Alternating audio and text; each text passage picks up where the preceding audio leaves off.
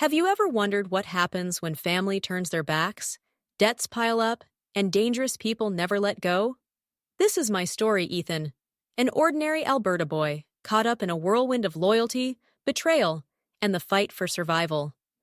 From a lonely childhood with a cold-hearted father, to days on the run from a ruthless gang, I fought to keep my life together. Stay until the end for this thrilling, surprising, and gripping story. My dad picked my cousin over me, poured everything into his future, and left mine to rot. But fate had a way of turning the tables, leaving him choking on regret while I clawed my way up from nothing. Here I am, a 28-year-old guy from a small town in Alberta, spilling a story I never thought I'd tell. Life's been a rough ride, especially when it comes to family. My mom died giving birth to me, and that pretty much set the stage for the cold, jagged mess I had with my dad. He never got over losing her and always acted like I was the one who took her away. I don't have a single memory of my mom, but my aunts and uncles used to tell me how excited she was to have me. She'd spent years trying to have a kid, fighting through disappointment after disappointment until I came along. Knowing that only makes it hurt more. She finally got what she wanted, and then it was snatched away the second I arrived. Growing up in our creaky old house near Calgary, it was like living in a museum dedicated to her. Dad kept everything exactly how she left it. Her coats still hung in the hall closet. Her gardening books sat dusty on the shelf, and faded photos of her smiled down from every wall. It was suffocating, like I was sharing space with a ghost I'd never met. Sometimes, when he wasn't around, I'd sneak into their bedroom and run my fingers over her sweaters or flip through her books, trying to feel some piece of her. But my dad? He was a different story. He was there, sure, made sure I had food, clothes, a ride to school, but that was it. No hugs, no "I'm proud of you," not even a nod when I did something right. I was a stranger in my own home. Most days, he wouldn't even look at me. When he did talk, it was to nitpick or snap, like I was a problem he couldn't fix. Then there was my cousin, Lucas. His dad, my uncle, died in a logging accident up in the Rockies when Lucas was 7. It was a brutal day. I remember the snow piling up outside our kitchen window when the phone rang. Dad picked it up, and his face just collapsed. He didn't say much, just listened, then hung up and sat there, staring at nothing. I'd never seen him cry before, and I haven't since. After that, Lucas started coming around a lot. At first, I was stoked another kid to mess around with. Maybe someone to shake Dad out of his funk. But it didn't take long to see how wrong I was. Lucas didn't just visit. He took over. Dad started treating him like the son he never had, while I faded into the background. "Why can't you be more like Lucas?" he'd say. Or, Lucas wouldn't screw that up. It stung deep. Lucas was loud, confident, the kind of guy who'd charm anyone. Me? I was quiet, liked my books, and couldn't throw a football to save my life. To Dad, that made me invisible. I tried so hard to win him over. I'd memorize hockey stats because he loved the Flames, pulled straight A's, even joined the school soccer team despite tripping over my own feet. None of it mattered. Lucas could sneeze, and Dad would clap him on the back like he'd won a gold medal. I still remember when I was 12, building this wind turbine model for the science fair. I spent weeks on it, tinkering in the garage until my hands were covered in grease. It worked perfectly, blades spinning, lights flickering on. I won first place, raced home to tell Dad, picturing him finally smiling at me. But when I burst in, he was on the couch with Lucas, laughing about some dumb junior league game. I blurted out my win, and he barely glanced up, just a grunt, before turning back to Lucas. I stood there, trophy in hand, feeling like a ghost. It got worse as we grew up. Lucas and I were in the same grade, and the comparisons never stopped. I aced my classes, but Dad would shrug it off. "Lucas has hockey to focus on, grades aren't everything," he'd say. Once, at a parent-teacher night, my English teacher pulled Dad aside to rave about a short story I'd written. She said it was the best she'd seen in years, that I could be an author someday. Dad just scratched his beard and asked if it'd get me a hockey scholarship. I wanted to disappear into the floor. Still, I kept hoping. Maybe if I found the right trick, the perfect moment, he'd see me. I chased that dream through high school, right up until it all fell apart. College was the breaking point. I'd gotten into the University of Alberta, nothing fancy, but a solid start. Money was tight, but I figured Dad would chip in at least a little. I was dead wrong. One night, I overheard him on the phone with Lucas, promising to cover his full tuition at UBC. My stomach dropped. I stormed in, asked if he'd help me too, and he looked at me like I'd lost my mind. Lucas needs it more. I can't pay for both of you, he said, voice flat. That was it, my shot at college. Gone. I tried to make it work anyway. Got a job slinging burgers at a diner in Edmonton, applied for every scholarship I could find, burned the candle at both ends. But the bills piled up faster than I could pay them. Classes, rent, food, it was too much. By the end of first semester, I was drowning. I dropped out, packed my stuff, and left home without a word to Dad or Lucas. I was done. The next few years were a grind. I bounced around Alberta, taking any gig I could get, waiting tables in Red Deer, hauling lumber near Grande Prairie, pulling graveyard shifts at gas stations. I'd scroll through Lucas's Instagram sometimes, see him posing in his slick Vancouver dorm or on a beach in Mexico, all bankrolled by Dad. Each post was a punch to the gut, but I kept going. Now, I manage a little bookstore in Lethbridge. It's not glamorous, but it pays the rent. I'm taking night classes at the community college too, chipping away at that degree I always wanted. I've got friends now, good ones. We play board games on Fridays, hit the trails in Waterton when we can scrape together the gas money. It's not perfect, but it's mine. I thought I'd left Dad and Lucas behind for good, until a week ago when my phone lit up with an unknown number. I answered, and there was Dad's voice, gruff, shaky, old. It had been 3 years since we last spoke. He stumbled through some small talk, asking how I was, like we were buddies catching up. Then he dropped the bomb. He needed money, big time. I almost laughed. This guy, who'd never spared a dime for me, who'd dumped everything into Lucas, was begging me for help. I asked why Lucas couldn't step up. Wasn't he the golden boy? Dad mumbled something about Lucas being too busy with his fancy job. I told him to call Lucas instead, and hung up. My hands were shaking. Part of me felt guilty, he's still my dad, right? But a bigger part felt free. For once, I'd said no. That call stuck with me. I couldn't stop wondering what mess he'd gotten into. Why wasn't Lucas bailing him out? Against my better judgment, I started digging. I called up Mrs. Carter, Mom's old friend from church.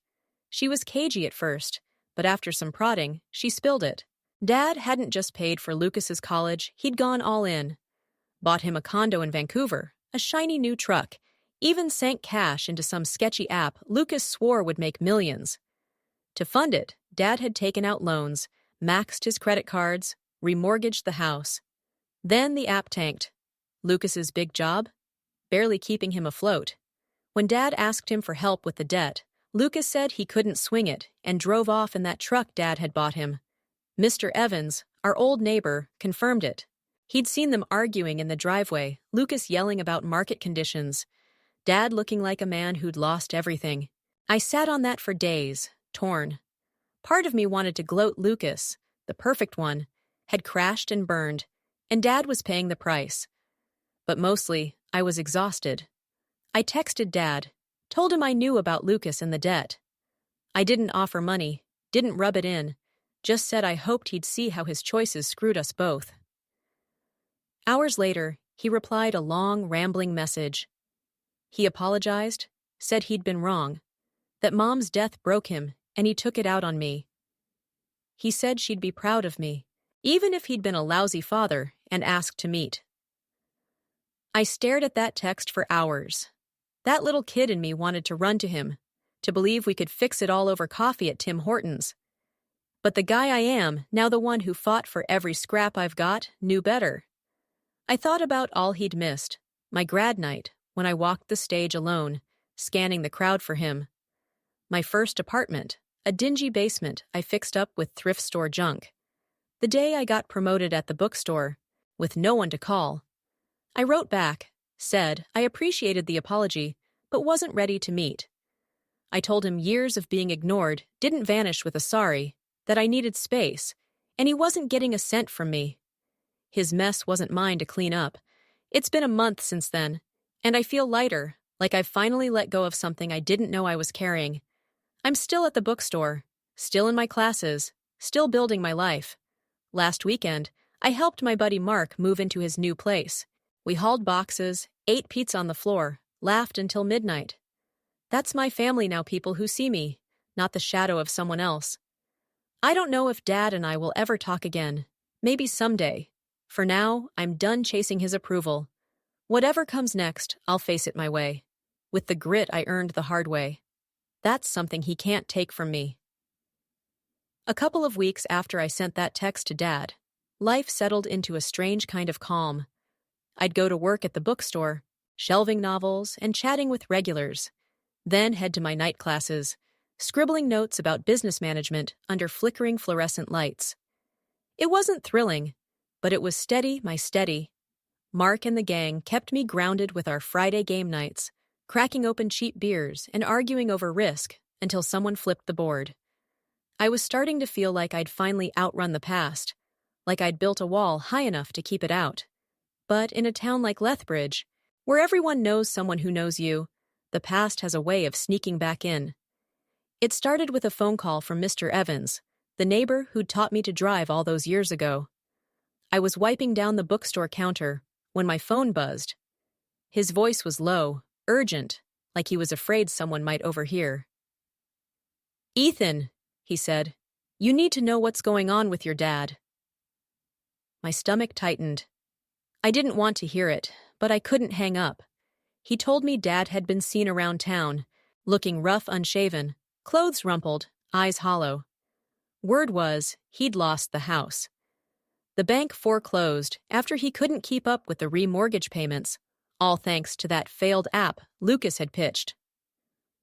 Mr. Evans had spotted him last week, slumped in a booth at the diner on 3rd Avenue, nursing a coffee and muttering to himself. "I didn't want to bother you," he said, "but I thought you should know." I thanked him, hung up, and stood there, staring at the rows of paperbacks. My first thought was good riddance he'd dug his own grave. But then I pictured him, the guy who used to grill burgers in the backyard and cheer for the Flames, now some broken shell haunting a greasy spoon. It didn't feel like victory, it just felt heavy. I didn't tell Mark or the others, they'd say I was crazy for even thinking about it, but that night I couldn't sleep. I kept seeing Dad's face, the way it crumpled when he got that call about Uncle Mike's accident. Was this my fault for not helping? Or was this just the end of a road he'd paved himself?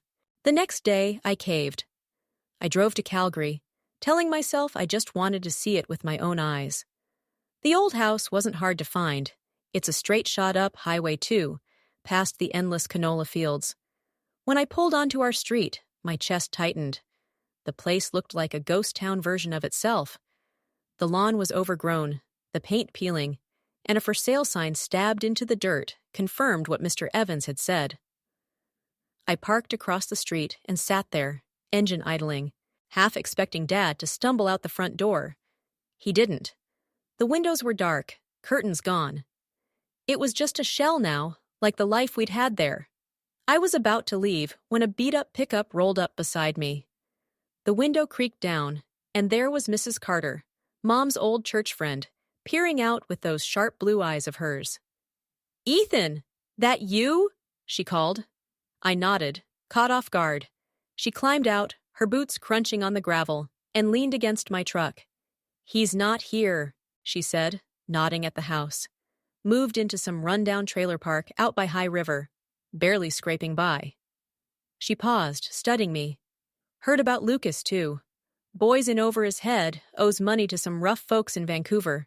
Your dad tried to bail him out again, but he's got nothing left to give. That hit me like a slap.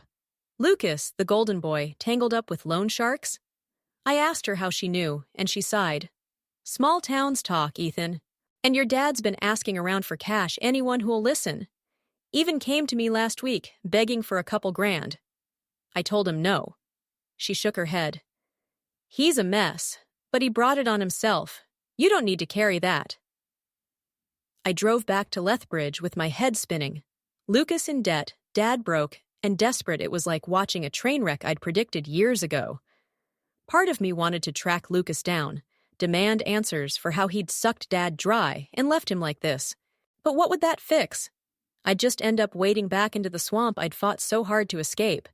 Still, I couldn't shake it. The next night, after my shift, I did something stupid. I looked up Lucas online. His Instagram was still public, but the flashy posts had stopped. The last one was months old, a blurry shot of him in a bar, eyes bloodshot, caption just rough days. I scrolled through his followers, found a mutual cousin, and shot her a message. She replied fast. Lucas was in Vancouver, dodging calls from creditors, crashing on friends' couches. The app had tanked, taking Dad's money with it, and now he was running from guys who didn't mess around. I didn't sleep much after that. The idea of Lucas on the ropes should have felt good, but it didn't. It just made the whole mess uglier. And Dad living in some trailer, begging for scraps?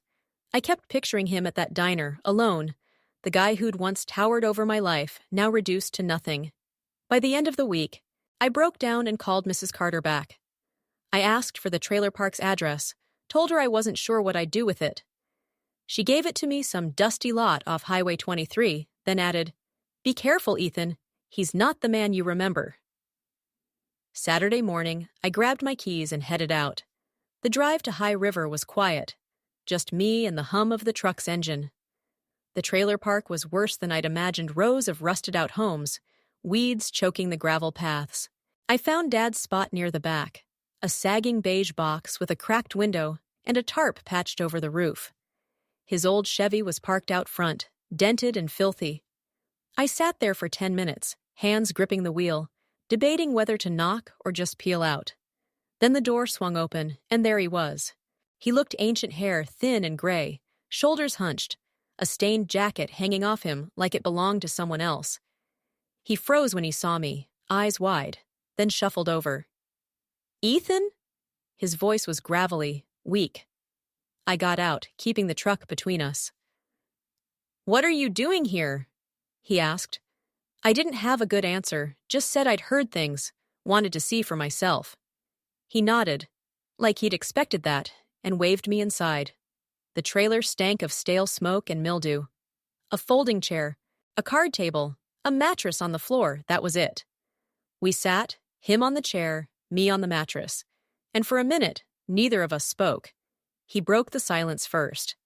"I messed up," he said, staring at his hands. "With you, with Lucas, with everything." His voice cracked. "I thought he'd make it big, you know. Thought I was doing right by him. But he's gone, and I'm here, and you—" He looked up, eyes wet. "You turned out fine without me." I didn't know what to say. Part of me wanted to yell, to unload every hurt I'd carried since I was a kid. But he looked so small, so beaten, that the words wouldn't come. Instead, I asked about Lucas. He flinched, then spilled at how the app failed, how Lucas begged for more cash to pay off debts, how he'd cut Dad off when there was nothing left to take. "He's in trouble," Dad said. "Real trouble. I don't know if he'll make it out." That's when it clicked. He wasn't just calling me for money that first time. He was scared for Lucas, scared he'd lose him like he'd lost Mom, like he'd lost me. I asked why he didn't tell me then. He shrugged. "Didn't think you'd care. Didn't think I deserved you to." We sat there, the weight of it all pressing down, until I couldn't take it anymore. I stood, told him I wasn't here to fix his life or Lucas's. "I just needed to see you," I said. "That's it."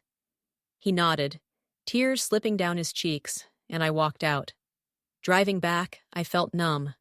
No big reconciliation, no screaming match, just a sad old man and a past I couldn't change.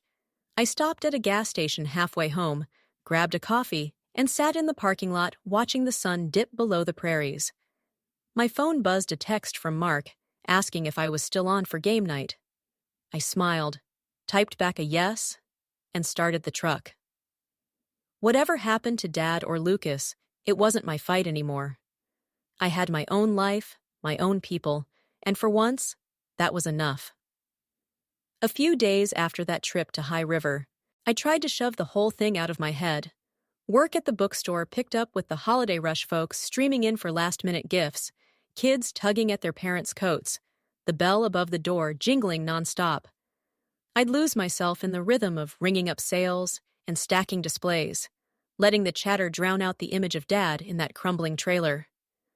Night classes kept me busy, too, my brain crammed with supply chain logistics and balance sheets.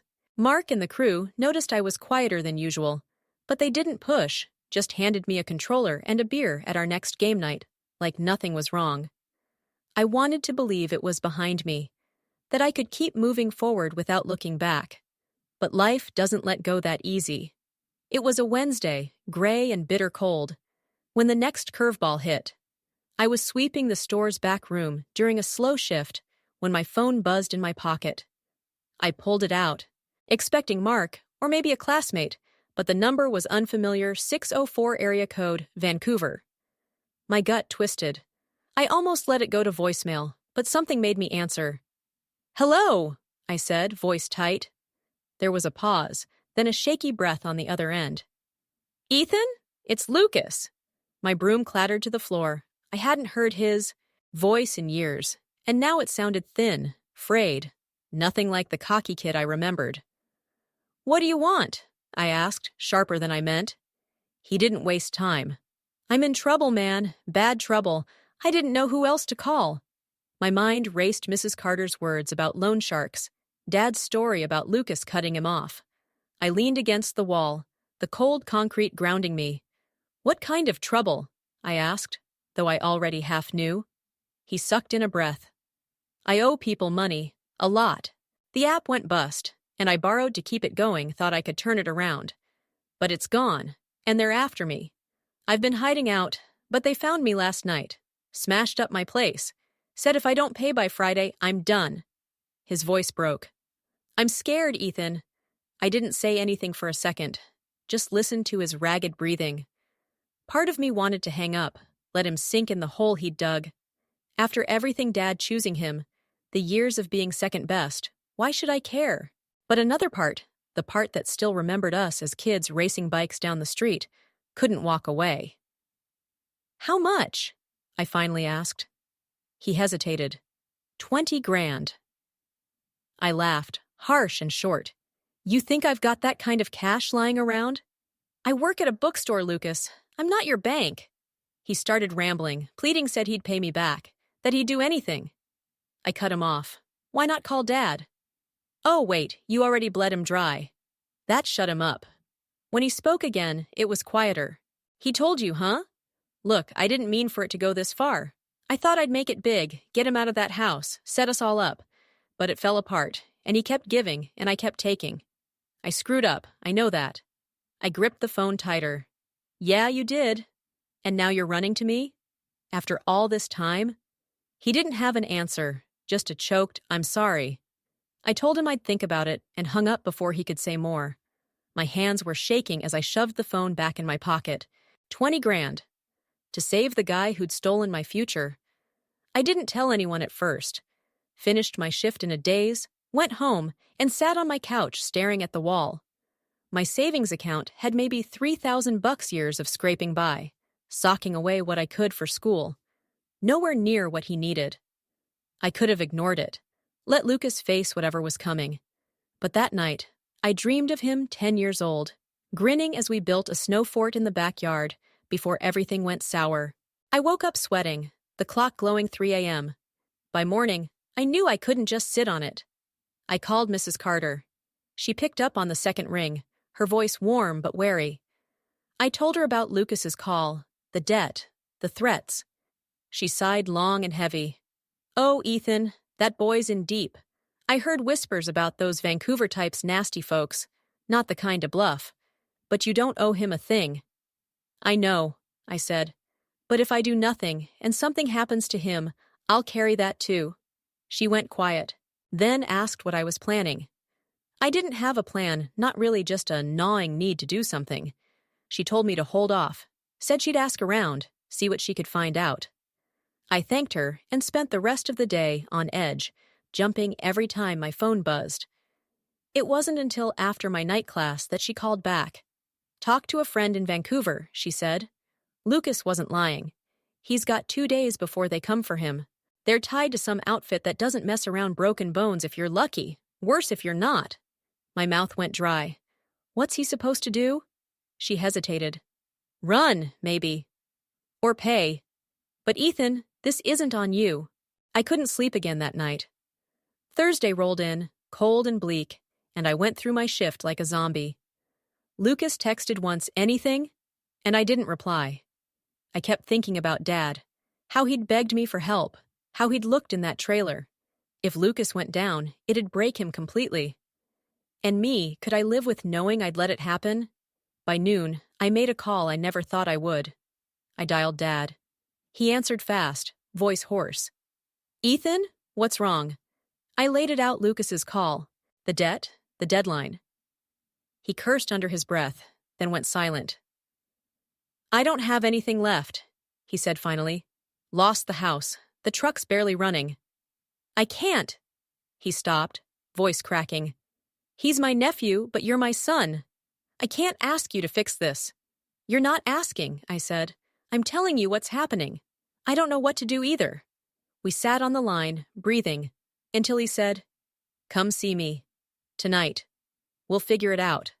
I didn't want to go back to that trailer, but I agreed. After work, I drove out, the sky bruising purple over the foothills. He was waiting outside when I pulled up, bundled in a frayed coat, a thermos of coffee in his hands. We sat on the trailer steps, the chill biting through my jeans, and he handed me a mug. He called you because he's got no one else, Dad said. I pushed him too hard, gave him too much. Now he's paying for it. I nodded, sipping the coffee. It was weak, bitter. He thinks I can save him. I can't, not with money. Dad looked at me, eyes searching. Then what? I didn't have an answer, not yet. We talked for hours, piecing it together. Lucas's mistakes, Dad's regrets, my years of scraping by. It wasn't warm or fuzzy, just raw. By the time the stars were out, we'd hatched a plan, crazy as it was. I'd call Lucas, tell him to get out of Vancouver crash with a friend in Kelowna, lie low. Dad would sell the Chevy, scrape together what he could, maybe a couple grand. I'd kick in my savings, not enough to pay off the debt, but enough to buy Lucas time to disappear. It was a long shot, and it'd leave me broke, but it was something. I drove home past midnight, called Lucas from the road. He picked up, voice frantic. Ethan, please, I cut him off. Told him the plan. Take it or leave it, I said, but I'm not your ATM. This is it. He agreed, sounding half dead with relief. The next day, Dad texted me a photo of the Chevy's sale papers, $1,800. I wired my $3,000 to Lucas, my stomach churning as the bank balance hit zero. He texted back, Thanks, man. I owe you. I didn't reply. I didn't want his gratitude. I just wanted it done. A week later, Mrs. Carter called. Lucas had made it to Kelowna, gone quiet. No word on the creditors, but he was alive, for now. Dad was still in the trailer, but he'd started looking for odd jobs, trying to climb out of the hole. Me? I was back to square one, savings gone, but I didn't regret it, not fully. I'd bought myself peace, or at least a piece of it.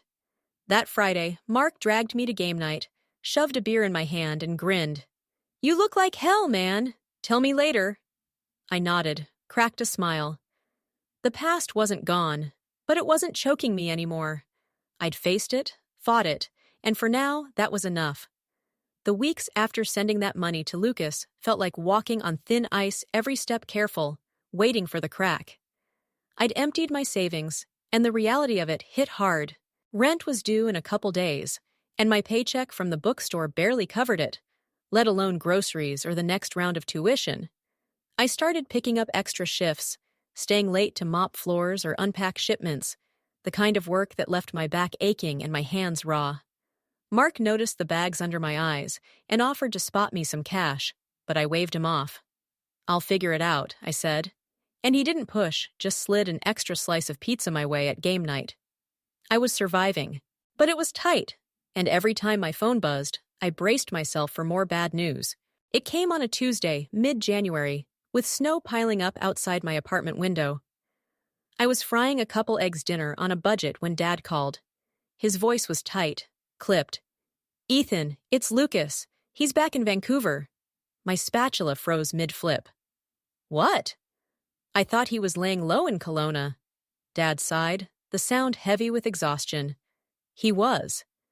Then he called me yesterday, said he'd worked out a deal with those guys. Thought he could talk his way out of it, pay them off slow. I told him to stay put, but he didn't listen. Now he's gone dark phones off, no one's seen him. The egg sizzled and popped in the pan, but I barely heard it. You sure he's not just dodging you?" I asked.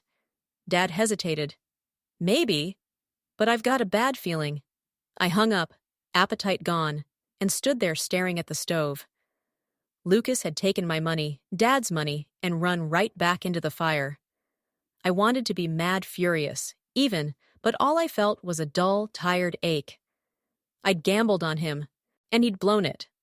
I didn't tell Dad, but I spent the next hour pacing my tiny living room, debating whether to call Mrs. Carter or just let it go. In the end, I texted her, "Lucas is back in Vancouver. Dad's worried." "Any word?" She replied fast, "Nothing yet. I'll ask my friend out there. Sit tight." Sitting tight wasn't my strong suit, but I didn't have a choice. The next day dragged. Work was slow, just a handful of customers browsing the clearance rack, so I had too much time to think. By evening, Mrs. Carter called. Her tone was grim. "Ethan, my friend tracked him down. Lucas met with those guys last night at some dive bar near the docks. Looked like he was negotiating, brought a duffel bag, probably cash. But it went south. Witnesses saw him get dragged out back, roughed up pretty bad. He's alive, far as they know, but he took off after. No one's sure where." My throat went dry. "Roughed up how bad?" She paused. "Bruises, maybe a busted rib or two. They didn't kill him, but it was a warning. He's still on the hook." I thanked her, hung up, and sank onto my couch. Lucas was alive, but barely. I pictured him stumbling through Vancouver's wet streets, blood on his face, that cocky grin long gone. I should have felt sorry for him, but all I could think was how he'd dragged us all into this mess, Dad, me, even those loan sharks who wouldn't stop until they got their pound of flesh. I called Dad, told him what Mrs. Carter said. He didn't say much, just a quiet, "Thanks for checking," before the line went dead. I could hear the defeat in his voice, and it stuck with me all night. The next morning, I woke to a pounding on my door. I stumbled out of bed, bleary-eyed, and yanked it open. There stood Lucas. He looked like hell-left eye swollen shut, lip split, a crust of dried blood under his nose. His jacket was torn, and he was clutching his side like it hurt to breathe. "Ethan!" he croaked. I didn't know where else to go. I stared at him, my brain short-circuiting. "What the hell are you doing here?" He swayed, leaning against the frame. "They're still after me. I got away, took a bus. I can't go back." I grabbed his arm, pulled him inside before the neighbors saw, and shut the door hard. He collapsed onto my couch, wincing with every move. Up close, he was worse off than I'd thought, purple bruises blooming across his jaw, a cut on his forehead still oozing. "You look like you got hit by a truck," I said, grabbing a bag of frozen peas from the freezer and tossing it to him. He pressed it to his eye, groaning. "Feels like it." I tried to pay them scraped together $5,000, thought it'd buy me time. They laughed, took the cash, and beat the crap out of me anyway. Said I owe double now for wasting their time. I crossed my arms, leaning against the wall. "And you thought showing up here was smart? What if they followed you?" He shook his head, frantic. I was careful, ditched my phone, paid cash for the ticket. "They don't know about you." I wasn't so sure, but he was here now, and I couldn't just kick him out bleeding. I made him coffee, handed him a mug, and sat across from him. "Why'd you go back?" I asked. He stared into the cup, hands trembling. "I thought I could fix it. Thought if I showed up with something, they'd back off. I was wrong." His voice cracked. "I'm sorry, Ethan. For everything, Dad. The money, all of it. I messed up your life, too." I didn't know what to say. Years of resentment boiled up, but looking at him broken, scared it didn't feel good to hate him anymore. "Yeah, you did," I said finally. "But you're here. So what now? He shrugged, wincing again. I don't know. Hide out, maybe get a job under the table, pay them off slow. I just need a couple days to think. I nodded, not committing to anything. You can crash here tonight. That's it. Then we figure something else out. He stayed quiet after that, sipping the coffee, while I dug out an old sleeping bag and some painkillers. I didn't sleep much, listening to his ragged breathing from the couch, wondering if I'd just invited more trouble into my life. Morning came, and he was still there, looking marginally better, but still a wreck. I called in sick to work first time in years, and we sat at my kitchen table, hashing out a plan. He couldn't stay in Lethbridge. Too close to Dad. Too risky if those guys came looking. I suggested heading east, maybe Regina or Winnipeg, somewhere he could start fresh with a fake name. He nodded, but his eyes were distant, like he didn't believe it'd work. Around noon, my phone rang Dad again. I stepped outside to answer, keeping my voice low. Ethan, he's with you, isn't he? He said. No preamble. I froze. How'd you know? He sighed. He called me from a payphone last night. Said he was coming your way. I didn't stop him, figured you'd handle it better than me. I gripped the railing, snow crunching under my boots. He's beat up, Dad. Those guys aren't done with him. He cursed softly. I'll come down. We'll get him out of there together. I didn't argue, told him to be here by nightfall.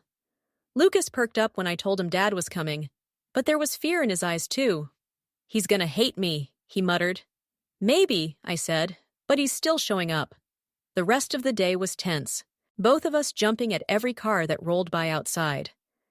Dad arrived just as the sun dipped below the horizon, his borrowed hatchback rattling into the lot.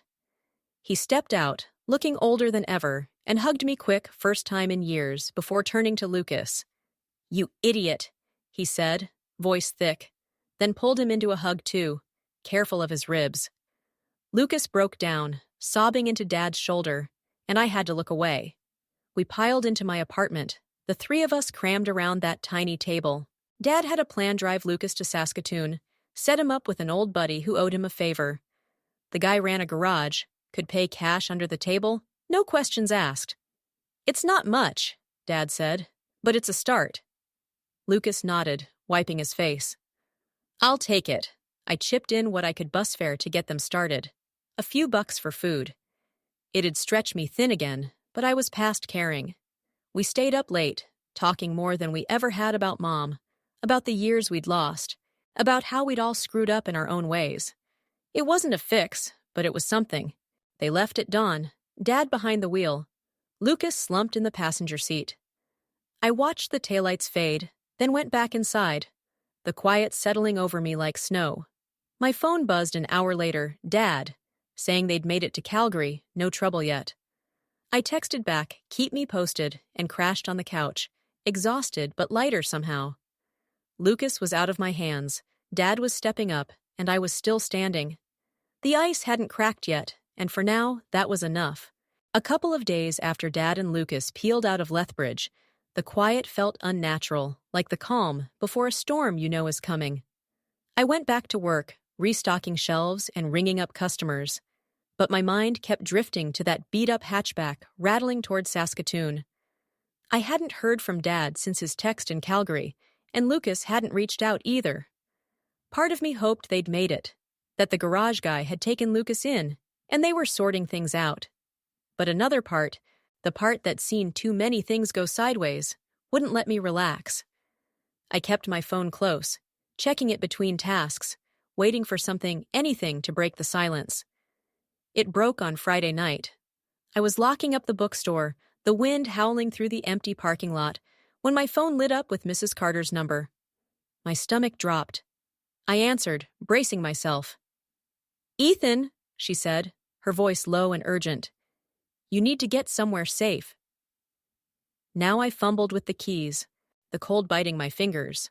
What's going on? She didn't sugarcoat it. Those guys from Vancouver, they're in Lethbridge. My friend out west got word they tracked Lucas's bus ticket. Figured he'd come to you. They're asking around town, showing your picture. Someone saw a black SUV cruising near your place an hour ago. I froze. The key half turned in the lock. My picture? How'd they? She cut me off. Doesn't matter. They think you're hiding him, or you've got their money. Ethan, they're not here to talk. My heart slammed against my ribs. I scanned the lot empty, just shadows and snowdrifts, but the street beyond felt alive, menacing. Where do I go? I asked, voice shaking. Mark's place, she said. He's solid, and they don't know him. I'll call him, tell him you're coming. Move fast. I didn't argue. Shoved the keys in my pocket, yanked my hood up, and bolted for my truck. The drive to Mark's was a blur, my eyes flicking to the rearview mirror every second. No black SUV, no headlights tailing me, but the panic wouldn't let go. I pulled into his driveway, gravel crunching under the tires, and he was already at the door, waving me in. Mrs. Carter filled me in, he said, locking the deadbolt behind me. You okay? I nodded, out of breath, collapsing onto his couch. His place was cluttered board games stacked on the coffee table, a half-empty pizza box, but it felt like a fortress compared to my exposed apartment. They're looking for me, I said, still processing it. Because of Lucas. Mark swore under his breath, grabbing us both a beer. Dude, your cousin's a walking disaster. What's the plan? I didn't have one, not really. Mark cracked his knuckles, thinking, you can crash here tonight. Tomorrow we figure out how to throw them off. I nodded, grateful but rattled. We stayed up, keeping the lights low, jumping at every creak of the old house. Around midnight, my phone buzzed Dad. I answered fast. Ethan, you all right? He asked, voice rough. Lucas made it to Saskatoon, but I heard something from a guy at the gas station here. Those Vancouver punks are asking about you. I told him about Mrs. Carter's call, the SUV, how I was at Mark's. He cursed. I'm coming back. We'll deal with this. I tried to argue he was hours away, no shape to fight, but he hung up before I could finish. Sleep didn't come easy. I dozed off on the couch, waking every hour to check the windows. Morning brought no relief, just a text from Mrs. Carter. They hit your apartment last night. Trashed it. Neighbor saw them leave. My stomach churned. Everything I'd built, my books, my clothes, the little I had was gone. Mark read the text over my shoulder and clapped a hand on my back. We'll fix it, man, but first, we gotta get you out of sight. He called a buddy, Jen, who lived out past Coaldale on a quiet farm. She's got a spare room, no questions asked, he said. You'll be off the grid there. I hated running, but I didn't see another way. We piled into Mark's beat-up sedan, me slouched low in the passenger seat, and headed out. The farm was a good hour away, flat fields stretching endless under a steel-gray sky. Jen met us at the gate, a wiry woman with a shotgun slung over her shoulder. Heard you've got trouble, she said, eyeing me. Stay as long as you need. The house was old, drafty, but isolated. No neighbors, no roads nearby. I felt safer, but not safe. Mark stuck around, helping Jen rig a makeshift alarm with some wire and cans around the property. If they find this place, he said, we'll hear them coming. Dad showed up that afternoon, the hatchback coughing smoke as he pulled in. He looked wrecked eyes, bloodshot, hands shaky but determined. Lucas is with my buddy, he said, stepping inside. He's laying low, working the garage. But these guys, they won't stop. I told him about my apartment, the SUV, how they had my picture. His face darkened. This is my fault. I pushed him into that life, and now it's on you. I didn't disagree, but I didn't pile on either. What do we do? I asked. He rubbed his jaw, thinking. We give them something enough to back off. I've got a little cash left, maybe $1,000. You? I laughed, bitter. I'm broke, Dad. Gave it all to Lucas already. He nodded, like he'd expected that. Then we bluff. Tell them he's gone, out of province, and we've got nothing left to give. If they think there's no more juice to squeeze, they might move on. It was risky crazy, even, but sitting there, hiding, wasn't working either. Jen overheard, leaning in. I've got a friend in the RCMP. Off the books, he might help. Scare them out of town. Mark grinned. Now we're talking. We spent the evening planning. Jen called her cop friend, a gruff guy named Paul, who agreed to meet us the next day, no badges, just a favor. Dad and I worked out a story. Lucas had fled to Manitoba. We were tapped out, end of the line. If they didn't buy it, Paul would step in, flash some muscle, make it clear Lethbridge wasn't worth their time. It wasn't foolproof, but it was a shot. That night, I crashed in Jen's spare room, the wind rattling the windows, and actually slept deep, dreamless, like my body had given up fighting the exhaustion. Paul showed up at dawn, a big guy in a plaid jacket, no uniform, but all business. He listened to our plan, nodded once. I've dealt with types like this. They're bold till someone pushes back. Let's do it. Jen had heard the SUV was parked near the diner on 3rd Avenue, same place Dad used to haunt. We piled into Paul's truck, me and Dad in the back, Mark staying with Jen as backup. The drive into town was silent, my pulse hammering. Paul pulled into the diner lot, and there it was black, tinted windows, idling like a predator. 2 guys leaned against it, smoking, their eyes locking on us as we stepped out. Paul took the lead, strolling up casual but firm. "You the Vancouver boys?" he asked, voice carrying. The taller one, shaved head and a scar across his cheek, smirked. "Who's asking?" Paul didn't flinch. "Someone who knows you're looking for a kid who's not here. Ethan's got nothing for you, neither does his old man. Your boy's gone Winnipeg, last we heard. No money, no target. Time to pack it in." The guy's smirk faded, his buddy shifting behind him. "We heard different," Scar said, eyeing me. "Heard he's hiding him." I stepped forward, adrenaline buzzing. "He's not." I gave him what I had to get him out. "Check my place trashed, right?" "That's all I've got left," Dad chimed in, voice steady. "I'm broke too. Sold my truck, my house gone. You're chasing ghosts." Scar stared us down, then laughed, low and mean. "Cute story.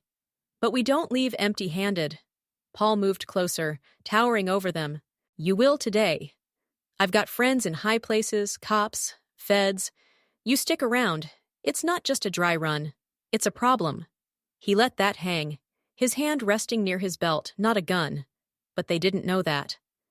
The air was thick, seconds stretching.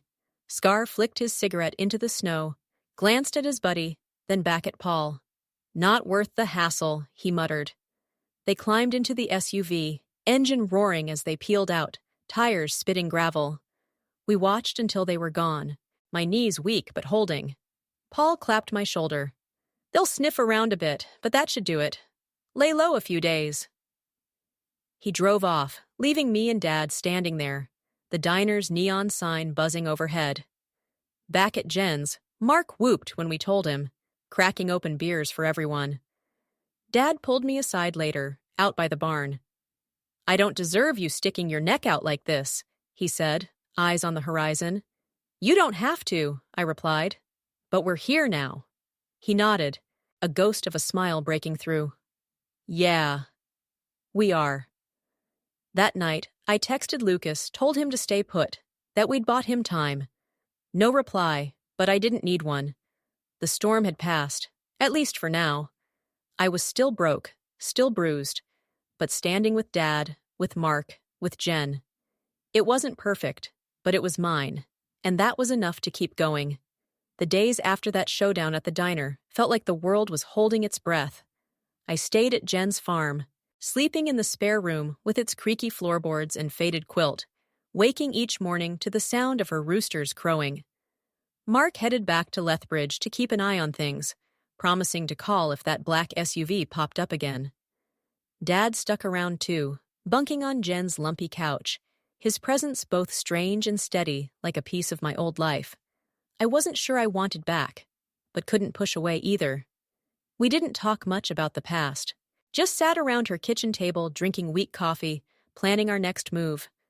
Lucas was still out there, supposedly safe in Saskatoon, but his silence gnawed at me. I'd texted him twice since the Vancouver guys left no response. Either he was lying low or something had gone wrong. Jen kept us busy, putting us to work splitting firewood or feeding her chickens anything to keep our hands moving and our minds off the what-ifs. She'd watch us from the porch, shotgun never far, her sharp eyes scanning the dirt road that snaked past her property. "No one's sneaking up on us here," she'd say, and I believed her. Paul checked in too, swinging by one afternoon with a thermos of soup and news. The SUV had been spotted heading south on Highway 2, likely back to Calgary or beyond. "They're not stupid," he said, leaning against his truck. "They know I wasn't bluffing about the heat. You're in the clear for now." That "for now" stuck with me, a reminder this wasn't over. Just paused. Friday rolled around, and I was hauling a load of logs to the shed when my phone buzzed in my pocket. I dropped the wood, fumbling to answer Dad's number. "Ethan," he said, voice low. "It's Lucas." He called me from a burner. "He's in trouble again." My chest tightened. "What now?" Dad took a shaky breath. "He left Saskatoon. Said the garage guy got spooked, kicked him out after hearing about Vancouver." Lucas hitched a ride east, landed in Regina. Thought he'd start over, but those guys found him tracked. Him through some idiot he bragged to online. "They're demanding the full debt, 40 grand now with interest, or they're coming for him and us." I swore, kicking the pile of logs, sending one tumbling into the snow. He didn't learn a damn thing, did he? What's he want us to do, bail him out again? Dad didn't answer right away, then said, "He's begging us to meet him in Regina. Says he's got a lead on some cash, a job, something to settle this." I don't trust it, but he's family. I paced the yard, Jen watching from the porch, her brow furrowed. "Family doesn't keep doing this, Dad. He's a black hole we give. He takes, and it never ends." Dad's voice hardened. "I know. But if they get him, they might not stop there. You saw what they did to your place." He was right, and I hated it. I told him to hold off, hung up, and filled Jen in. She didn't hesitate. "You go to Regina, you're walking into a trap, either his or theirs. Stay here, let him figure it out." But I couldn't shake the image of Lucas, battered and running, or the thought of those guys circling back to us. Dad was set on going, I could hear it in his voice, and I couldn't let him face it alone. By nightfall, we decided. We'd drive to Regina, scope it out, but not commit. Jen loaned us her old pickup, less conspicuous than Dad's clunker, and packed us some food. "You call me if it goes sideways," she said, pressing a burner phone into my hand. "And take this." She handed Dad a hunting knife, its blade dulled but heavy. Just in case. The drive east was long and tense, the prairies stretching dark and endless under a moonless sky. Dad gripped the wheel, his knuckles white, while I watched the road behind us, half expecting headlights to flare up. We hit Regina just before dawn, pulling into a truck stop on the outskirts. Lucas had texted Dad a meeting spot, a rundown motel off Victoria Avenue, room 12. "He says he's got a plan," Dad muttered, parking a block away. "Better be a damn good one." We walked over, hoods up against the wind, the motel's neon sign flickering like a dying pulse. I knocked on 12, and Lucas yanked the door open, looking worse than last time, gaunt, unshaven, a fresh bruise on his cheek. "Ethan, Uncle Dave," he said, voice hoarse, pulling us inside. The room stank of sweat and cigarette smoke, a duffel bag slumped in the corner. "Thanks for coming." I didn't sit, just crossed my arms. "What's this plan, Lucas?" "Because I'm done bleeding for you." He flinched, then unzipped the bag, spilling out stacks of crumpled bills, maybe 10 grand, tops. "Got this from a guy I met here," he said. "Runs a chop shop, needed a runner. It's not enough, but it's a start. I can work for him, pay the rest off slow. Just need you to back me up when I meet these bastards tomorrow, show them I'm serious." Dad's jaw tightened. "You're dealing with crooks to pay crooks? That's your fix." Lucas nodded, desperate. "It's all I've got. They're meeting me at noon, empty lot by the tracks. If they see I've got family, support, they might ease off." I laughed, cold and sharp. "Or they'll see 3 suckers to shake down." "You're delusional." He grabbed my arm, eyes wild. "Please, Ethan. I know I've screwed you over, but I'm trying to end this. Help me, and I'm out of your life for good." I wanted to walk out, leave him to drown, but Dad's look stopped me pleading, torn. "One meeting," he said. "We back him, then we're done." Against every instinct, I nodded. We spent the morning prepping Lucas sketching the lot, me texting Jen to keep her in the loop, Dad sharpening that knife on a whetstone he'd found in the truck. Noon came fast. We drove to the spot, an abandoned stretch of dirt and weeds near the rail yard, the air thick with diesel fumes. Lucas clutched the bag, Dad and I flanking him, every step feeling like a march to the gallows. The SUV rolled up right on time, same black beast from Lethbridge. Scar stepped out, his buddy behind him, both bigger than I remembered. "Well, well," Scar said, smirking at Lucas. "Brought the cavalry, huh?" Lucas squared his shoulders, voice shaky but firm. "I've got $10,000. I'm working for more steady payments. This ends here." Scar's smirk vanished. He snatched the bag, thumbed through the cash, then tossed it to his buddy. 10? You owe 40 plus 10 more for the stunt in Vancouver. This ain't a negotiation. He stepped closer, cracking his knuckles. Where's the rest? I moved forward, heart pounding. He's got nothing else. Neither do we. Take it and go.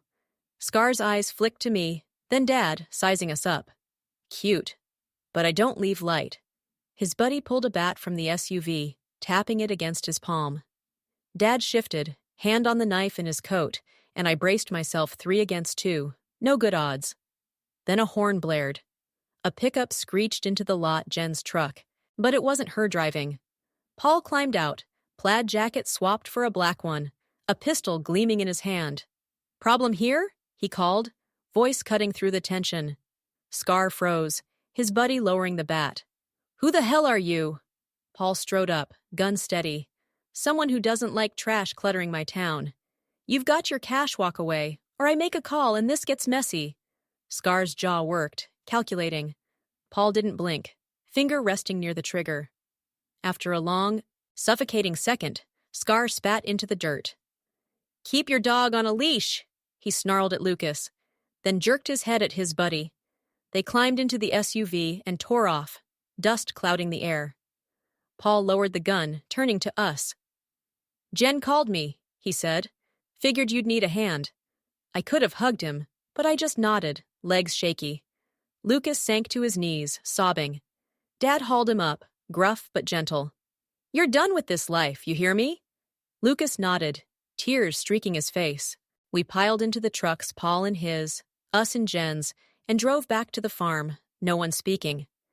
That night, around Jen's table, we ate stew she'd made, the warmth seeping into my bones. Lucas swore he'd stay clean, work the chop shop job straight, pay us back someday. I didn't care about the money, just wanted him gone, safe. Paul left at dawn, tipping his cap. Dad took Lucas back to Regina, setting him up with the garage guy under strict rules.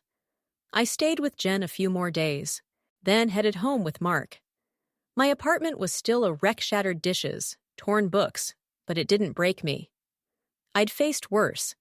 Dad called a week later. Lucas was holding steady, and he was picking up shifts at a hardware store, trying to rebuild. "We'll be all right," he said, and I believed him, just a little. Life crept back to normal work, classes, game nights. The ice had cracked, but I'd crossed it. With Dad, with Lucas, with myself. It wasn't a fairy tale, but it was real, and I'd take that any day. A month after that chaotic showdown in Regina, life started to feel like it might hold steady for once. I was back in Lethbridge, piecing my apartment together, new second-hand plates from the thrift store, a stack of borrowed books from Mark, to replace the ones those goons had shredded. Work at the bookstore settled into its usual hum, and my night classes picked up pace with midterms looming. I'd even started laughing again at game nights, Mark's terrible puns cutting through the lingering fog in my head.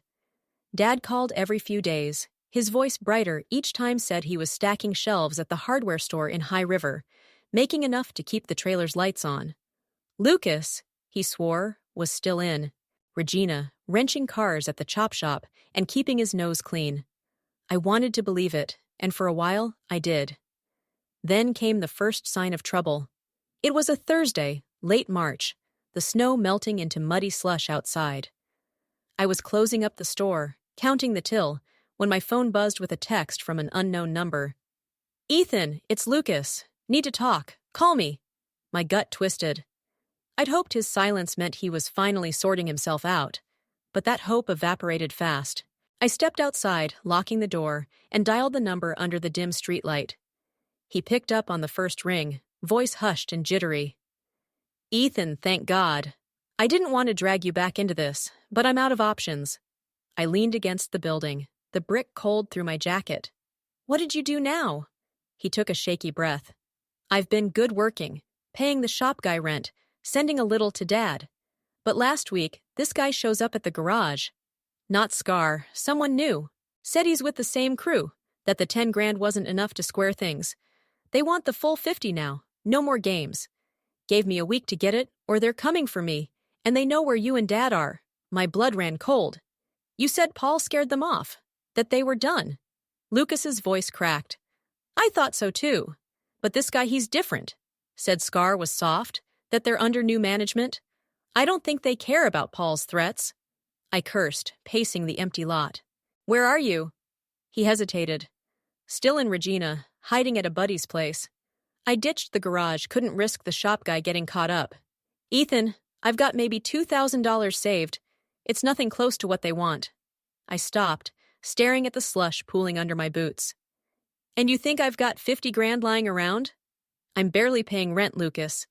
He didn't reply right away, then said, I don't expect you to. I needed you to know. Maybe warn Dad. I'm gonna run again, head north. Maybe Prince Albert. Lose them in the bush. I didn't like it, running hadn't worked before, and these guys weren't amateurs. Stay put, I said. I'll call Dad, figure something out. Don't move till you hear from me. He mumbled a thanks and hung up. I stood there, breath fogging in the chill, then dialed Dad. He answered fast, voice groggy he'd been asleep. I laid it out Lucas's call, the new guy, the deadline. Dad went quiet, then growled, Damn it! I thought we'd buried this. All right, I'll drive to Regina tonight. Meet him, see what's what. You stay there, don't come unless I say. I argued he was in no shape for a midnight haul, but he shut me down. I've got this, Ethan. You've done enough. He hung up before I could push back. I texted Mark instead, told him the basics, asked if he'd heard anything weird in town. He replied quick, Nothing yet, but I'll ask around. Crash here if you need? I went home instead, locking every bolt, lying awake, listening to the wind howl. Morning brought no word from Dad, just a gnawing unease. I dragged myself to work, eyes on my phone, jumping at every chime. By noon, he finally called. Ethan, he said, sounding wrecked. I'm with Lucas. He wasn't kidding, this is bad. I got here at sunrise, found him holed up in some basement suite. He's a mess, says this new guy's been texting him threats, photos of our old house, your bookstore. They're not bluffing. My stomach dropped. Where are you now? He lowered his voice. Motel outside Regina, cheap place, cash only. We're figuring next steps. Lucas wants to bolt, but I'm thinking we call Paul again, see if he can pull strings. I nodded, though he couldn't see. Do it. I'll head up, meet you there. He started to protest, but I cut him off. They're after me too, Dad. I'm not sitting this out. I called in sick, grabbed my keys, and hit the road.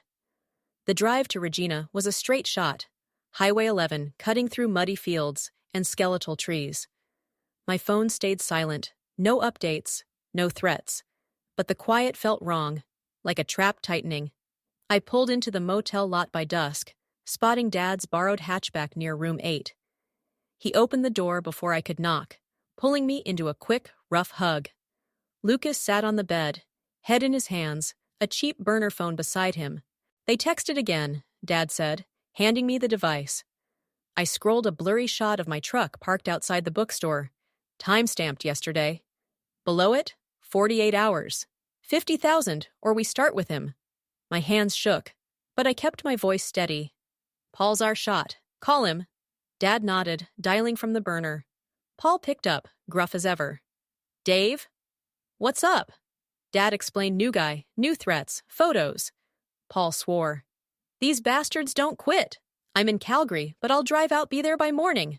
Don't meet them till I'm with you. We agreed, and he hung up. Lucas looked up, eyes hollow. What if he can't stop them? I didn't have an answer, just sat beside him, the room closing in. Sleep was impossible. We took turns watching the window, headlights sweeping the lot, making us jump. Paul rolled in at 6 a.m., his truck rumbling to a stop. He strode in, pistol tucked under his jacket, face set. "Show me the texts," he said. I handed over the burner. He studied them, jaw tight. "This isn't Scar's crew anymore, new blood, hungrier. I've got a contact in Regina PD, owes me. We'll set a meet, make it look like a payoff, then spook them with backup. You three stay low till it's done." Dad frowned. "You're not baiting them alone." Paul shook his head. "Not alone, my guys bringing heat. Trust me. We didn't have much choice." Paul left to set it up, promising to text when it was time. Hours crawled by. Lucas pacing, Dad chain-smoking Jen's stale cigarettes, me staring at the burner like it'd bite. At 3 p.m., it buzzed Paul. "Lot by the tracks, 5 p.m. Stay out of sight till I say." We drove over in the hatchback, parking a block away, crouching low as Paul's truck pulled into the lot. A gray sedan followed, 2 guys stepping out lean, hard-eyed, one with a shaved head and a neck tattoo. Not Scar, but close enough. Paul met them, calm, a duffel in hand, empty, he'd told us. "Here's your start," he said loud enough for us to hear. "Kids gone. Family's dry. Take it and walk." Tattoo laughed, cold and sharp. "That's not how this works." He nodded, and his buddy pulled a gun, small, black, glinting in the fading light. My breath caught. Then tires screeched, 2 unmarked cars roared in, lights flashing, Regina PD spilling out, weapons drawn. "Drop it!" someone yelled. Tattoo froze, gun wavering, then tossed it, hands up. His buddy bolted, but a cop tackled him into the dirt. Paul didn't flinch, just watched as they were cuffed and shoved into the cars. He texted us, "Clear, come out." We stumbled into the lot, legs shaky. Paul met us, wiping sweat off his brow. "They're done linked to bigger fish. Cops'll keep them locked up. You're free." Lucas sank to his knees, sobbing again. Dad gripped my shoulder, eyes wet. "It's over," he said, voice breaking. I nodded, too numb to speak. Paul drove off after a quick handshake, leaving us in the dusk. We piled into the hatchback, Lucas in back, and headed home, Dad to High River. Me dropping Lucas at a Regina bus stop with his $2,000 and a promise to stay straight. "I mean it this time," he said, eyes on mine. "I know," I lied and watched him bored. Back in Lethbridge, I walked into my wrecked apartment, the mess suddenly small compared to what we'd dodged. Mark showed up with pizza, Jen called to check in, and Dad texted he'd made it home. I slept that night deep, heavy, no dreams. The storm was gone, or at least blown out to sea. I'd rebuild, one day at a time, with the people who'd stuck by me. That was enough, more than enough, for now. A few weeks after the dust settled in Regina, life in Lethbridge started to feel almost normal again, like the kind of normal I hadn't known since before Lucas's mess dragged me under. The bookstore was busy with spring foot traffic, folks picking up gardening manuals and paperbacks for lazy weekends. I'd patched up my apartment as best I could, new locks on the door, a cheap rug to cover the scuffed floor, a couple shelves Mark helped me haul from a garage sale. Night classes were winding down, my grades holding steady despite the chaos. Dad called every Sunday now, his voice lighter each time, talking about fixing up the trailer or a new coworker who loved the flames as much as he did. Lucas sent a postcard from Regina, no return address, just a scrawled, "Doing okay? Thanks," and I tucked it into a drawer, hoping it was true. But normal's a fragile thing, and I should have known it wouldn't last. It was a Tuesday, early April, the air warming up with that sharp prairie bite softening. I was restocking the mystery section when my phone buzzed in my pocket, Jen's number. I stepped into the back room, a flicker of unease already sparking. "Ethan," she said, skipping the hello. "You need to hear this. My RCMP buddy, Paul. He called me an hour ago. Those guys they nabbed in Regina? They're out." My stomach lurched. "Out? How?" "You said they were tied to big stuff. Cops had them cold." She sighed, heavy and tired. "They did. But someone higher up pulled strings, bail, slick lawyer, something. Paul's pissed, says they're back in Vancouver, but he doesn't trust it. Thought you should know. I gripped the edge of a shelf, the wood digging into my palm. They're coming for us again, aren't they? Jen didn't sugarcoat it. Maybe. Paul's keeping an ear out, but these aren't the type to forget a grudge. You, Dave. Lucas, you're loose ends. I thanked her, hung up, and stood there, the hum of the store muffled by the blood pounding in my ears. I'd thought we'd won, that Paul's trap had cut the rope tying us to that nightmare. Now it felt like the knot was tightening again, slow and deliberate. I called Dad right away, catching him on his lunch break at the hardware store. "Ethan, what's wrong?" he asked, picking up on my tone. I told him about Jen's call, the guys walking free, Paul's warning. He didn't swear or panic, just went quiet, the way he did when he was thinking hard. "All right," he said finally. "I'll call Lucas, see where he's at. You lock down there, tell Mark, Jen, whoever's close. We don't run blind this time." I agreed, and he promised to call back once he'd tracked Lucas down. Next, I texted Mark. "Trouble's back. Meet me after work?" He replied fast. "On it. My place, 6. I finished my shift on autopilot, scanning the street outside for anything off a black SUV, a stranger lingering too long. Nothing yet, but the hairs on my neck wouldn't settle. Mark was waiting when I got to his place, a pot of coffee brewing and his laptop open on the table. "Spill it," he said, pouring me a mug. I did Paul's call, the bailout, the threat hanging over us again. He frowned, tapping the table. "These guys don't quit, huh? What's the play?" I shrugged, sipping the coffee. It was strong, bitter, grounding. Dad's checking on Lucas. I'm waiting to hear. Jen's got Paul watching, but if they're coming, we need more than that. Mark nodded, pulling up a map on his screen. "We could move you again, Jen's farm? Or farther, maybe Banff. Harder to track." I shook my head. Running didn't work last time. I'm tired of it. Dad called an hour later, his voice tight. "Found Lucas, he's still in Regina, working at a diner now, not the garage. Says he's been clean, no contact with anyone shady. But he's scared, got a weird call yesterday, blocked number, just breathing on the line. Thinks it's them." I cursed under my breath. "They're poking us, testing. What's he gonna do?" Dad paused. I told him to sit tight, keep his head down. "I'm heading up there tomorrow, got a day off. We'll figure it out together." I didn't like him going alone, but he brushed me off. "You've got your life, Ethan. I'll handle this." He hung up before I could argue. That night, I barely slept. The old paranoia creeping back, every car outside my window, a potential threat. Every shadow, a figure waiting. Wednesday morning, I dragged myself to work, eyes gritty, and called Jen on my break. "Paul's right," she said. I dug around. Friend in Vancouver, says the crew's under a new boss, guy named Rourke. Ruthless. Doesn't let debts slide. Word is he's pissed about Regina, wants to make an example. My mouth went dry. "They're coming here?" She hesitated. "Not sure. Paul's pushing his contacts, but Rourke's slippery covers his tracks. Stay sharp." Sharp wasn't enough. That afternoon, as I swept the store's front step, a guy walked by, tall leather jacket, eyes lingering on me too long before he turned the corner. Could have been nothing, but my gut screamed otherwise. I texted Dad. "Saw someone weird. Be careful in Regina." He replied, "On the road now. Will do." Mark swung by after my shift, insisting I crash at his place again. "You're not sleeping alone till this blows over," he said, tossing me a spare key. I didn't fight it. His couch was safer than my flimsy locks.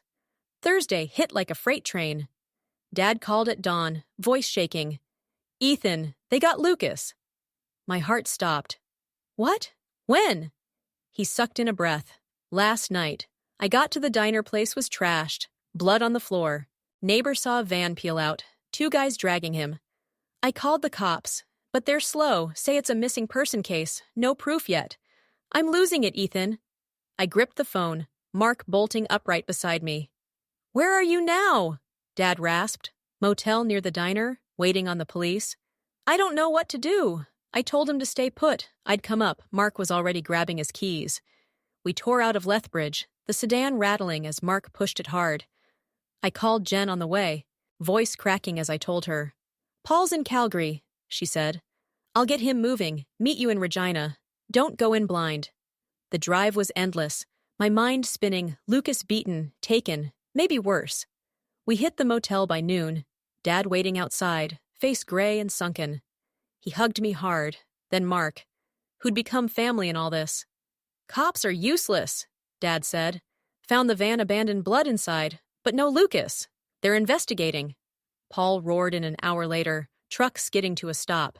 "Jen briefed me," he said, climbing out. "Rourke's crew, this is their style. Snatch, squeeze, dump. We've got a window before they move him, or he didn't finish." "How do we find him?" I asked, desperate. Paul rubbed his jaw. "Got a lead old warehouse by the rail yards, place they've used before. My PD guy's tied up, but I can get us in quiet. You ready?" Dad nodded, eyes hard. Mark cracked his knuckles. "Let's go." We piled into Paul's truck, the warehouse 20 minutes out, a hulking, rusted shell surrounded by weeds and broken tracks. Paul parked 100 yards back, handing Dad a tire iron, me a flashlight. "No hero crap," he said, checking his pistol. "We scout, confirm, then I call it in." We crept up, dusk cloaking us, the air thick with oil and rot. A side door hung loose, Paul nudged it open, and we slipped inside. The place was a maze of crates and shadows, the drip of water echoing. Then I heard it, a low groan, faint but real. "Over there," I whispered, pointing left. We moved fast, Paul in front, until we hit a cleared space. Lucas was there tied to a chair, head slumped, blood streaking his face. 2 guys stood nearby, one with a bat, the other on a faux neck tattoo, Rourke's man. Paul didn't hesitate. "Drop it!" he barked, gun up. Bat guy swung, but Paul fired a warning shot, cracking the concrete. Tattoo dropped the phone, hands rising. Mark tackled Bat, pinning him as Dad rushed to Lucas, cutting the ropes with Jen's knife. I grabbed Lucas's arm. He was conscious, barely, muttering, "Ethan, I'm sorry!"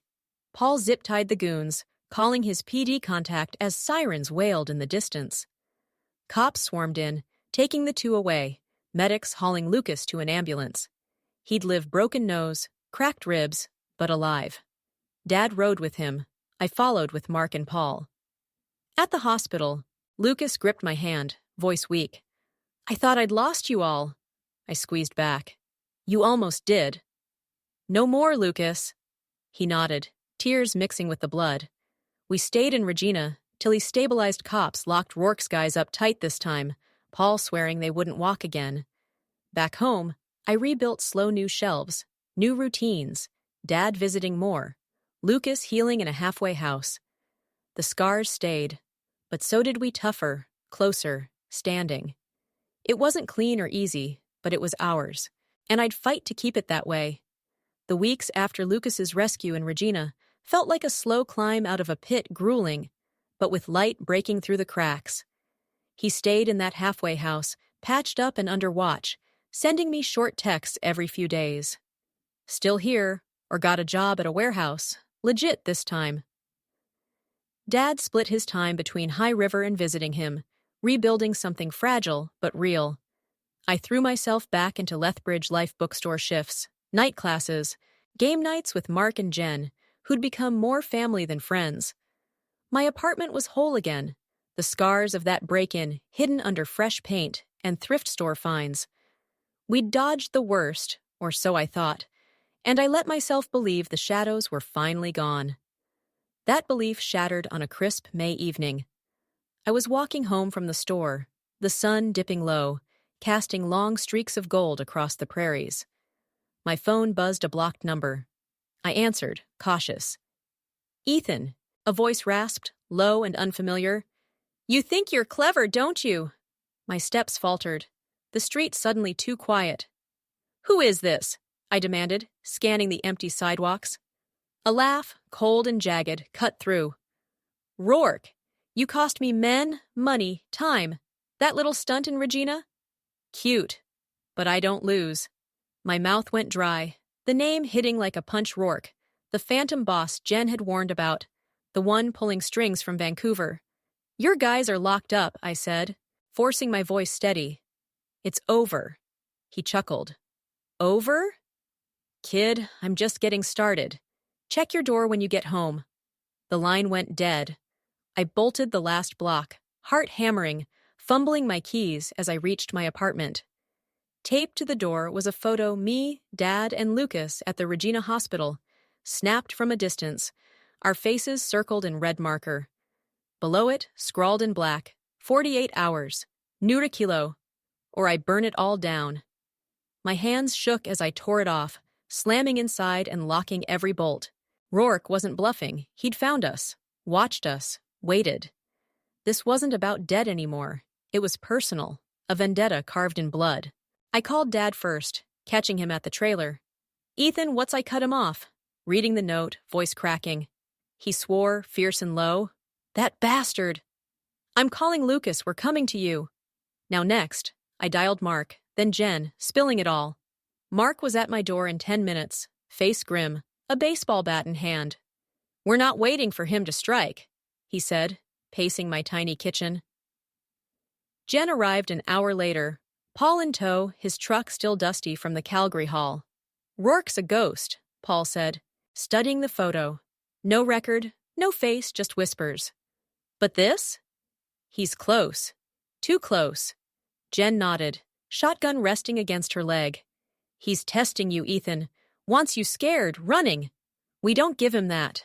Dad and Lucas pulled up at midnight, the hatchback rattling into the lot. Lucas looked better, still bruised, but upright, his eyes wide with guilt. This is my fault, he muttered, sinking onto my couch. I brought him to us. Dad gripped his shoulder. We end it together. Paul laid out a plan Rourke wanted to meet, so we'd give him one, but on our terms. He's bold, not stupid, Paul said. We pick a spot, public but controlled downtown plaza, broad daylight. I'll bring my PD guy, off books, and we box him in. He shows, we finish it. He doesn't. We hunt him. We chose the plaza outside the Lethbridge Library open, busy, ringed by shops.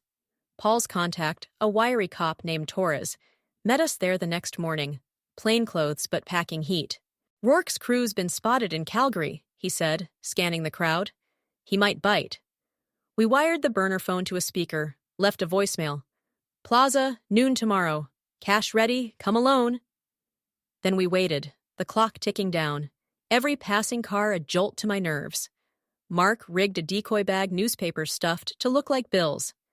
Jen and Torres took vantage points. Paul and Dad flanked me. Lucas stayed back, head low. If this goes wrong, I told them, run. No hero stuff. They nodded, but I knew they wouldn't. Noon hit, the plaza buzzing, kids on bikes, old guys playing chess, shoppers with bags. I stood by the fountain, the fake cash at my feet, sweat beading under my collar.